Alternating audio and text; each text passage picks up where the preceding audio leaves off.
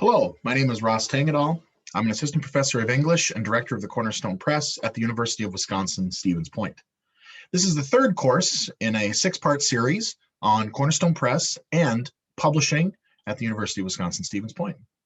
So in this course, we will be talking about the editorial process. So once books or manuscripts are brought to the press through acquisitions, which is what we talked about with course number 2, now the work of editing those manuscripts begins. So the work has been acquired, the author has been contracted, and now we are in a relationship. And part of that relationship is preparing the manuscript for publication. And a crucial part of that is the editorial process. So we will begin.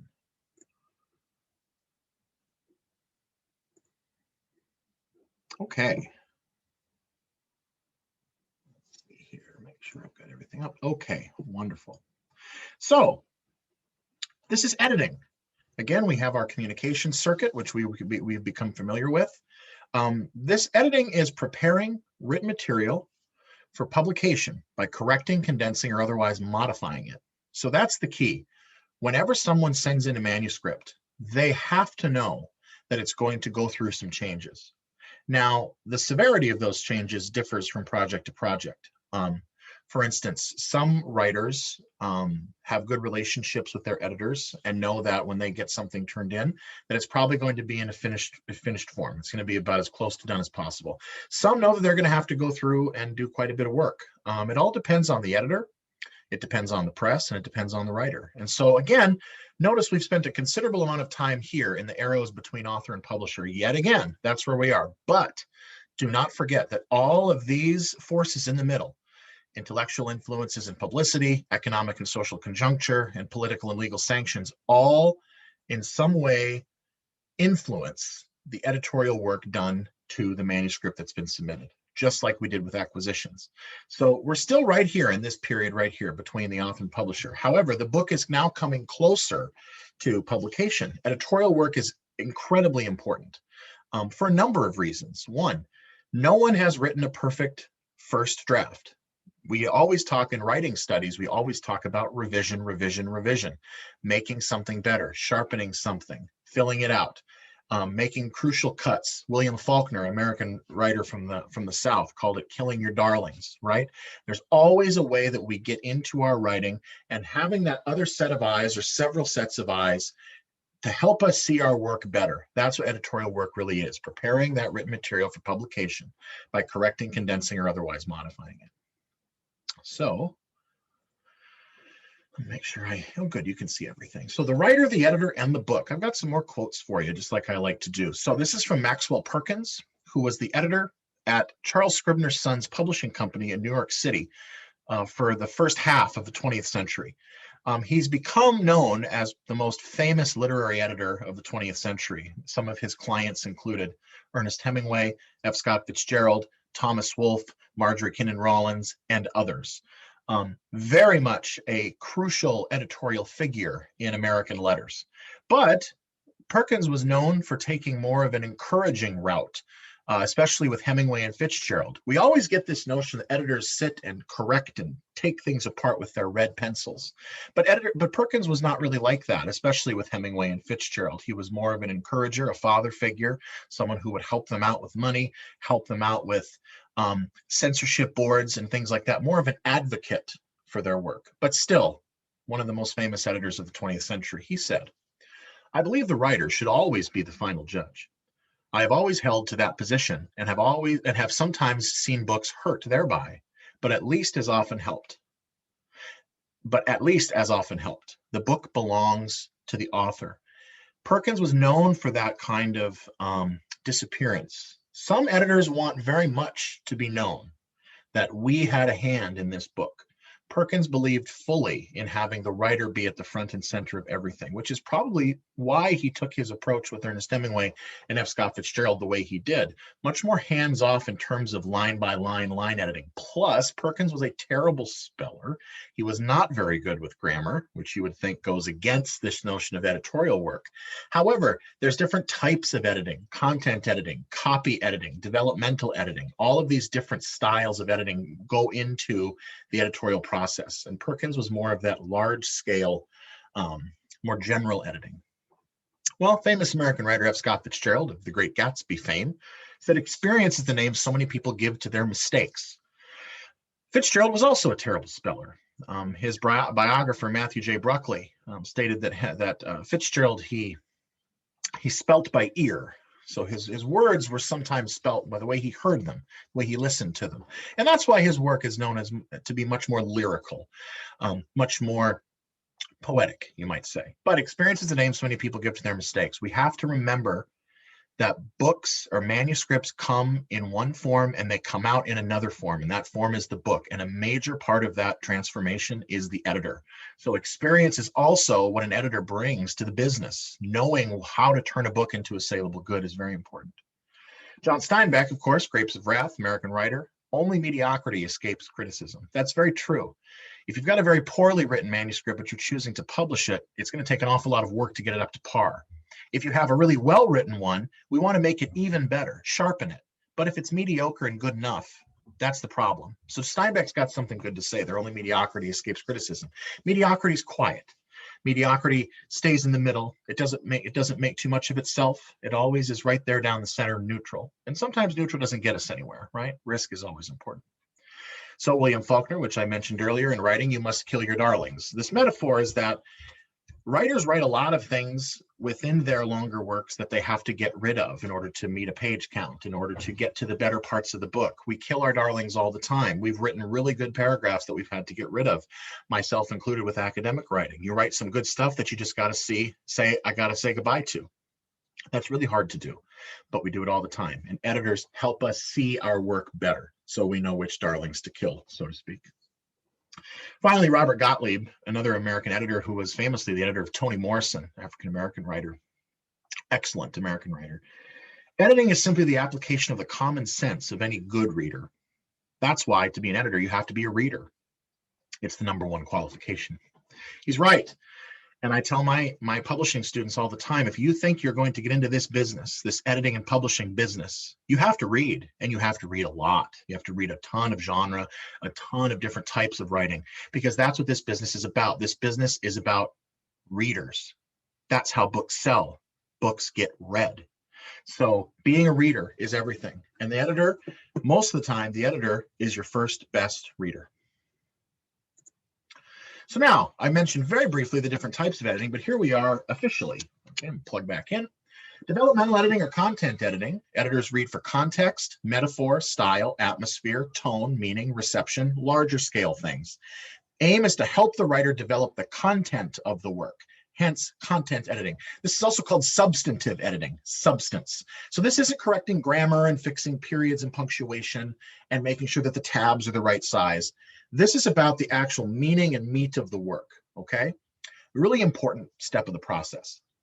Number two, copy editing. Editors read for consistency. For example, spacing, spelling, comma usage, hyphenation.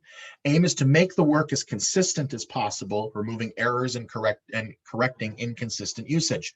Consistency is everything. Consistency and clarity. The copy editor uses a style guide or a style sheet to go through and say, okay, for instance, does this writer use the series comma, also known as the Oxford comma? If they go back and forth between yes and no, the copy editor figures out which one is used more regularly and makes that change across the board to the entire manuscript, of course, alerting the writer to that change. For instance, African American, is that hyphenated or not hyphenated? It all depends on the convention. Again, for consistency. Spelling, is it UK or British spelling in English, or is it American spelling? Of course, British UK spelling is the ISE instead of IZE, which is the American spelling. So we have to look for that. And also in terms of spacing, for instance, around the ellipses, which is usually 3 dots that you use to separate 2 ideas if you have a space. Well, the copy editor's job is to go through all of those little issues and find the inconsistencies, and then to enforce consistency after consultation with the writer to make sure that the work is being presented as clearly and consistently as possible. Copy editing is a very important part of the job. Proofreading, which is similar to copy editing, but a little bit different. So editors read first printer's proofs. The first 2 types of editing are all done in the manuscript stage. publisher has received a manuscript. Developmental editing begins on the manuscript, usually in Microsoft Word. Copy editing happens after content editing has been completed. So the author and the editors have determined that the content is good. We have the content we're looking for. Now we need to make that content consistent across the board. This is all before we ever get to what's called a printer's proof, which is laid out in our production software and turned into what becomes a book. Proofreading is the act of reading the first printer's proof for formatting, spacing, widows and orphans. A widow is a line that's by itself on the bottom of a page. An orphan is a line that's at the top of the next page. And they're by themselves as the end or beginning of a paragraph. What's nice about Adobe InDesign, which is the industry standard production software we use, is that you can actually make sure that there are no widows and orphans. You can force them out. But a good proofreader is still looking for those widows and orphans. Line breaks, for instance, is the hyphenation standard good? In the InDesign software, you can stipulate how you would like certain words to hyphenate at the ends of lines because you enforce a certain set of spaces that go into every text block so that you get a block of text in a book. Sometimes those hyphenated words look a little weird. They hyphenate at the wrong points. A good proofreader finds at the ends of those lines all the ones that look perhaps potentially off or strange. There's also something called rivers, where sometimes on a printed page of book text, you can see sort of a river running through. Maybe the spacing has made it so there's these weird spacing sort of rivulets happening. Those are called rivers. We try to get rid of those as well. Aim is to smooth out any printer's errors that may have been introduced during typesetting. Again, in every step of the process, because we have humans here, human error, there is the potential for errors to be introduced at different stages. Quality control in the editorial process is key, knowing what you need to do in order to maintain quality. And finally, proof review, which is also similar to proofreading, but a little different. Editors and the author read through the final printer's proof. This is the proof that is going to go out to be published, unless there are very last-minute changes that need to be made after the first 3 phases have been performed. Aim is to catch any final minor errors that can be corrected prior to the final printing. It's kind of a last look. So now our final case study here, or our only case study, is Raymond Carver and Gordon Lish. Raymond Carver was an American writer known for short stories in particular. His books, Will You Please Be Quiet, Please, What We Talk About When We Talk About Love, and Cathedral have become sort of mainstays in the short fiction literary canon. And Carver himself is very famous. He was known for what's known as minimalism. The works are just stripped down to their bare particulars, similar to sort of how Ernest Hemingway was writing in the early 20th century, but for Carver later in the century. His editor was Gordon Lish, and they had an interesting relationship. So here, this is a section from What We Talk About When We Talk About Love, the story, which is also in the collection of the same name. This was published in 1981. Well, Nick and I know what love is, Laura said. For us, I mean, Laura said. She bumped my knee with her knee. You're supposed to say something now, Laura said, and turned her smile on me. For an answer, I took Laura's hand and raised it to my lips. I made a big production out of kissing her hand. Everyone was amused. We're lucky, I said. You guys, Terry said, stop that now. You're making me sick. You're still on the honeymoon, for God's sake. You're still gaga, for crying out loud. Just wait. How long have you been together now? How long has it been? A year? Longer than a year? Going on 1.5 years, Laura said, flushed and smiling. Oh, now, Terry said, wait a while.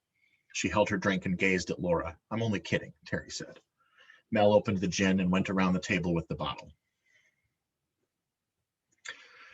Here, you guys, he said, let's have a toast. I want to propose a toast to love, to true love, Mel said.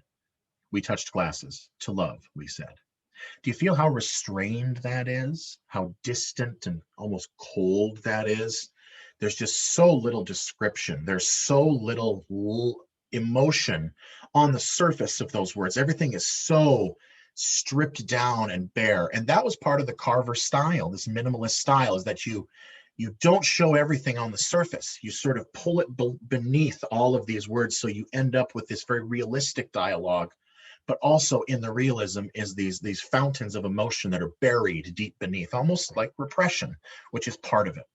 Now, Carver became disillusioned with Gordon Lish, his editor, and published the same story as The Beginners, which was more of an early draft of what became what we talk about when we talk about love. So I'm taking the same section from his story, The Beginners, which is his original draft of the story that became what we talk about when we talk about love. So here is the same section from the story we just read, but now it's part of what's called The Beginners. Well, Nick and I are in love, Laura said. Aren't we, Nick? She bumped my knee with her knee. You're supposed to say something now, she said, and turned a large smile on me. We get along really well, I think. We like doing things together, and neither of us has beaten up on the other yet, thank God. Knock on wood. I'd say we're pretty happy. I guess we should count our blessings. I'll stop there. Let's look at that first paragraph in the previous slide. You're supposed to say something now, Laura said, and turned her smile on me. You're supposed to say something now, she said, and turned a large smile on me. And then she says, we get along really well, I think. We like doing things together, and neither of us has beaten up on the other yet, thank God. Knock on wood, I'd say we're pretty happy. I guess we should count our blessings. Essentially, Carver is reinserting words. The darlings that Gordon Lish asked him to kill, he's putting back in the story. Now, why would he do that? Why would Carver, when given the chance to break from Lish and go out and publish the story again? And by the way, Carver became famous based on the way that Lish edited him. Carver's style became something that people imitated, much like Hemingway's style in the 20s, 30s, and 40s. Carver's style became a hallmark for the 70s and 80s in short fiction in particular. That stripped down, bare bones, let's go for it. But it looks like Carver's putting in a little more emotion. He's putting in a little more words. He's putting in a little more to say. He wants his characters to be more fleshed out. He doesn't want to strip them down. He doesn't want to take everything away from them. But Lish did that. Let's look at the manuscript page that Lish was working with. This is Gordon Lish on the left. I said, editor as enabler. Well, Nick and I know what love is. He'd switch that. All of these different changes. Look at all the shit. Look at the cuts. Look at all the cuts and changes and shift arounds he made. Now, here's the question. Who is the creator of the work? Of course, it's Raymond Carver. He wrote the words. But look at the amount of work that Lish has done. Lish changes people's names. Lish changes structure. Lish changes dialogue. Lish changes paragraphs. He shifts so many things around. And Lish essentially made Carver famous. But we have this notion that the writer is everything and the editor is disappearing. Max Perkins, we can thank for that. He said that the work belongs to the writer. Well, Lish was very vocal about what he did with Carver's writing. And all of these edits are in the Gordon Lish papers at Indiana University. So what are we supposed to do with this? Technically, Gordon Lish helped make Raymond Carver. He became famous because of the style that Gordon Lish developed with him. But then Carver chose, after becoming famous, Carver wanted to break from that and reassert himself as the primary genesis of the artistic form, as opposed to Lish being either a collaborator or some would argue Lish made Carver. This makes for such interesting conversation when I teach this with students, which is why I wanted to bring this case study here for our short course on editorial work. I teach my students not to do what Gordon Lish did to Raymond Carver. You cannot over-assert yourself. This is not your book. The book belongs to the author. So I took that straight from Max Perkins because I study Ernest Hemingway and F. Scott Fitzgerald, which essentially means I also study Max Perkins, their editor. And in all of their correspondence together, Perkins rarely ever changed words. He rarely ever talked about doing what Lish is doing to Carver right here. Now, let me give a final caveat before we sign off for today.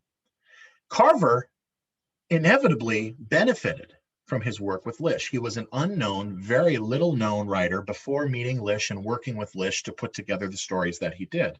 And then he became very famous very quickly. What are we supposed to do with that? Editor as enabler, what did Lish enable? Did he enable Carver to become Raymond Carver as opposed to Ray Carver, the writer? We now have Raymond Carver, minimalist masterpiece writer. It depends.